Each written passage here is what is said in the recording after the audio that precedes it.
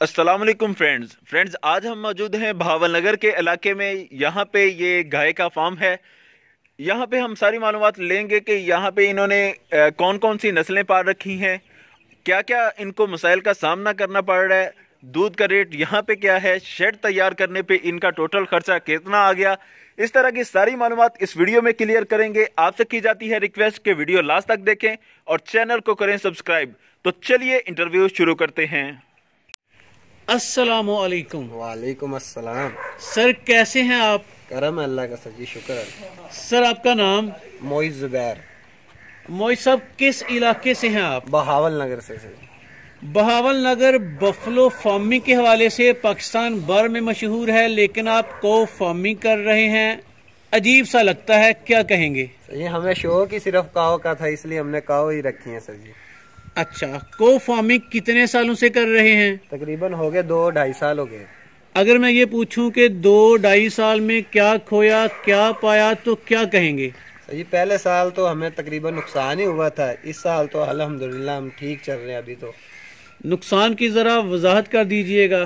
Sir जी नुकसान के भी मुख्तलिफ है सर जी, सामान वगैरह भी कम था, तब सामान वगैरह भी ऐड करना था ज़्यादा, और काव का इतना पता नहीं था, डॉक्टर वगैरह को भी देनी पड़ती थी। लेकिन इस दफ़ा हमें खुद ही तजर्बा काफ़ी हो गया, देसी इलाज कर लेते हैं ज़्यादा तो सर जी। आगाज कितने जानवरों से किया था? आगाज सर जी किया था तकरीबन 10 जानवरों से। आज माशाल्लाह छोटे बड़े कितने आज जानवर सर जी हैं? बड़े हैं तकरीबन 25 और छोटे हैं तकरीबन 17। अच्छा, जो भी नस्ल है आपके पास, इन नस्लों की जरा वजाहत कर दीजिएगा। हमारे पास फ्रीजियन है और साइवल करास है, 5-6 देसी काव भी हैं। अच्छा, फ्रीजियन का, साहिवाल का और देसी की अगर थोड़ी सी कंपेयर या मुवाजना किया जाए तो किस तरह अपना माहिराना तज्जिया पेश करेंगे? फ्रीजियन सर जी काव तकरीबन ये मिल्क में भी अच्छी हैं, दूध अच्छा देती हैं।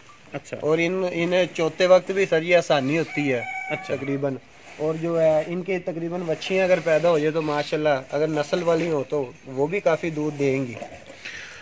कहा यह जाता है कि फ्रीजियन काव जो है ये ठंडक मांगती है। भावल नगर एक गर्म इलाका है, यहाँ पे कैसे आप मैनेज कर रहे हैं? सही, इधर तकरीबन शेड है, उधर पंखे वगैरह लगाए हुए हैं, इन्हें नहलाते रहते हैं। सही। और भी मजीद इन्हें जो है ग्लूकोज वगैरह भी देते रहते हैं, तकरीबन और भी काफ़ी करते हैं इनका। कहा यह जाता है कि अगर प्रॉपर इन्हें ठंडक ना मिले तो इनकी दूध की एवरेज अच्छी नहीं आती। आपके पास दूध की एवरेज कैसी है? तकरीबन सर ये आपने ठीक ही कहा है, ऐसी बात है। तकरीबन जिस दिन ज़्यादा गर्मी हो इनकी ज़ुबान भी बाहर आ जाती है, इन्हें हमें बार बार नहलाना पड़ता है, ग्लूकोज देना पड़ता है, मिल्क भी उस दिन कम हो जाता है। ये ज़्यादा सर जी फ्रीजियन ये भी हैं, ज़्यादा हीट में होती हैं, तो बार बार इन्हें करवाना पड़ता है, कोई एक आधी दफ़ा ही ना तकरीबन रुकती हैं। ये नॉर्मली कितना दूध दे रही हैं फ्रीजियन काउस? हमारे पास तो है सर जी, एक जो काव है फ्रीजियन वो 30 किलो एक टाइम का देती थी। लेकिन अब वो प्रेग्नेंट है, अभी तो वो है तकरीबन 16 किलो पे। सही। बाकी भी तकरीबन है 20 किलो 16 किलो में ही है फ्रीजियन, इससे कम कोई भी नहीं है। बास काम वो होते हैं, बंदा शुरू तो कर लेता है लेकिन बाद में पछताता है। आपने यहाँ पे फ्रीजियन काउस रख तो ली, अब क्या अब मुतमईन है या कि मजीद बढ़ाना चाहेंगे इसे? वही मैंने आपको जैसे पहले ही बात की है कि पहले साल जब हमने किया था तब नुकसान था, फिर भी हमने काम स्टार्ट रखा, लेकिन अब उम्मीद है अल्हम्दुलिल्लाह हम ठीक चल रहे हैं अभी तो। आपने कहा कि डॉक्टरों को काफी पैसे देने पड़ते थे पहले साल में, इनमें कौन सी ऐसी बीमारियां हैं जो कॉमन है? सही, इन्हें ज़्यादा ये प्रेग्नेंट होती हैं तो ये जो होता है दूध वाला जो चड्डा जिसे कहते हैं, वो उधर उसमें हवा वगैरह भर लेती हैं। उनके डॉक्टरों को हमने काफ़ी बुलाया है, तो वो इंजेक्शन वगैरह लगाते रहते थे, मतलब कि नहीं होता था इतना फ़ायदा। लेकिन फिर हम जब देसी इलाज वगैरह, लहसुन की जो है खीर वगैरह देते थे तो ठीक हो जाता था सही।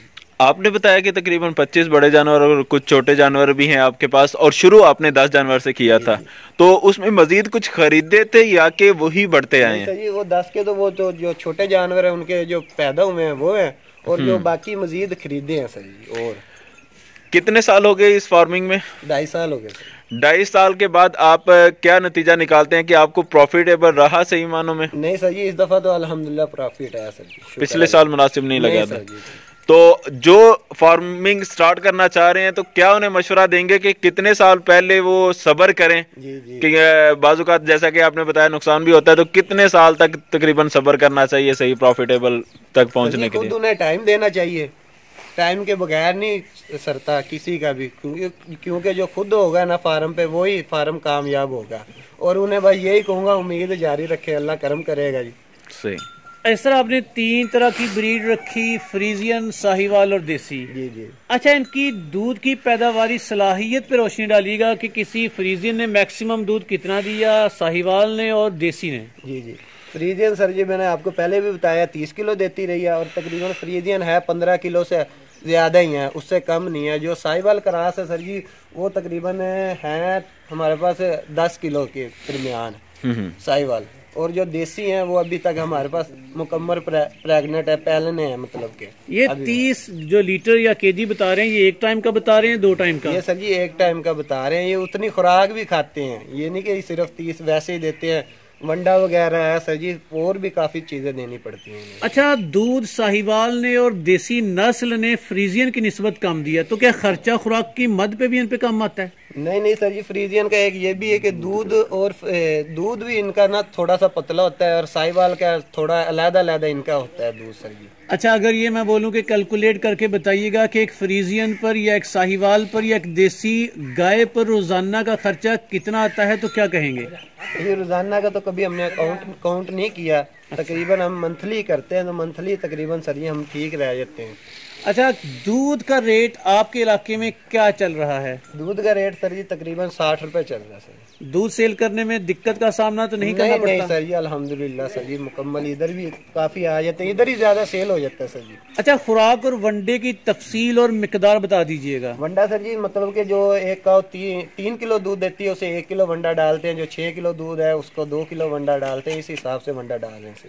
फिर वही सवाल रिपीट करूंगा कि अगर फिजिबिलिटी बनाना हो तो एक कौ पर रोजाना का खर्चा और रोजाना का प्रॉफिट किस तरह बताएंगे?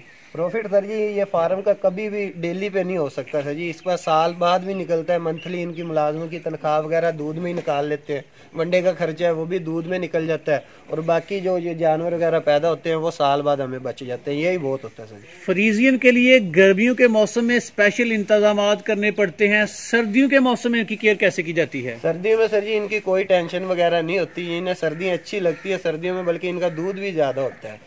अच्छा, कुव्वत मदाफत के एतबार से कौन सी नस्ल बेहतरीन पाई आपने? अभी तक तो सर जी हमने जो फ्रीजियन ही अच्छी लगी हमें, क्योंकि दूध भी ये दे रही है, और तकरीबन हमारे पास जो भी फ्रीजियन है तकरीबन 4 प्रेग्नेंट थी, चारों ने अभी बच्ची दी है माशाल्लाह। माशाल्लाह। इनकी वैक्सीनेशन का कुछ शेड्यूल अडॉप्ट करते हैं, क्या लाहेअमल अख्तियार करते हैं? तकरीबन सर जी इधर आते हैं 6 माह बाद या 3 माह बाद, जो भी होती है गवर्नमेंट की वो खुद कर जाते हैं डॉक्टर वगैरह।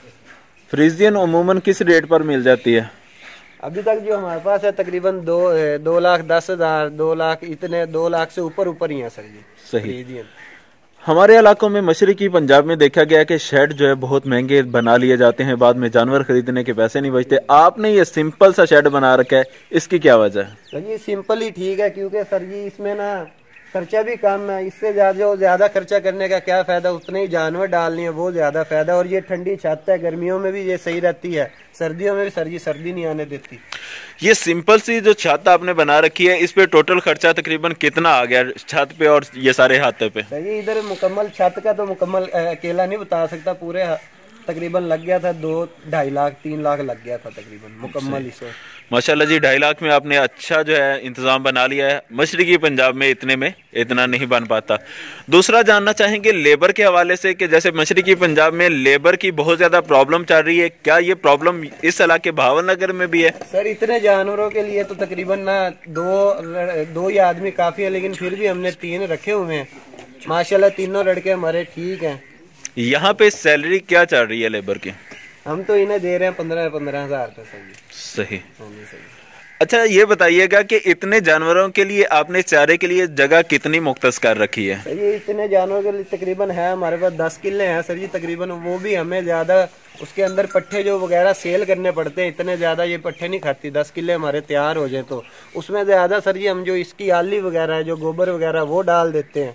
इधर जो भी जो है ना मुकम्मल सबसे ज्यादा अच्छे हमारे पट्ठे होते हैं, क्योंकि ज्यादा आली हमारे पास ही होती है। जैसे कोई खाली होती है तो हम उसमें आली वगैरह डाल के, हमें ज्यादा ना DIP वगैरह जो यूज करनी पड़ती है, ना सोना यूरिया, हम वैसे ही माशाल्लाह तैयार कर लेते हैं पट्ठे वगैरह। इस टाइम तो चल रही है बरसेम। कहा जाता है कि काउस, फ्रीजियन काउस को अगर साइलेज पे पाला जाए तो रिजल्ट अच्छे मिलते हैं। जी सर जी, लेकिन सैलेज का अभी हमने किया नहीं, इंशाल्लाह इस साल में हम करेंगे, सैलेज का भी सोचेंगे। अच्छा, दुनिया भर से लोग आपको देख रहे हैं, फ्रीजियन को फार्मिंग के हवाले से या डेयरी फार्मिंग के हवाले से आप उनको मशवरा क्या देना पसंद करेंगे? मैं सर जी यही कहूँगा कि पहले साल या 2-3 साल उन्हें इंतज़ार करना चाहिए, मजीद आगे इंशाल्लाह आप देखेंगे तो उन्हें फ़ायदा ही होगा। 2, 3। जी भाई, बहुत बहुत शुक्रिया कि आपने इतनी ज़्यादा इन्फॉर्मेशन दी। अल्लाह ताला मज़ीद आपके कारोबार में बरकत दे। जज़ाकल्लाह। अस्सलाम वालेकुम। तो जी फ्रेंड्स, उम्मीद है कि वीडियो पसंद आई होगी। अगर वीडियो पसंद आए तो इसे लाइक, शेयर, कमेंट ज़रूर कर दें। चैनल को कर लें सब्सक्राइब ताकि नेक्स्ट आने वाली वीडियोस आप तक पहुंचती रहें। शेयर करने से फ़ायदा ये होगा कि हो सकता है कि आप ये कारोबार में इंटरेस्टेड ना हो या आपके पास ये इतनी वसअत ना हो कि आप ये कारोबार कर सकें, लेकिन कोई और भाई जो बेरोज़गार है, काम के हवाले से सीखना चाहता है, फार्मिंग के हवाले से, उसे ये इन्फॉर्मेशन मिल सकती है। तो ज़रूर शेयर कीजिएगा। जज़ाकल्लाह। अस्सलाम वालेकुम।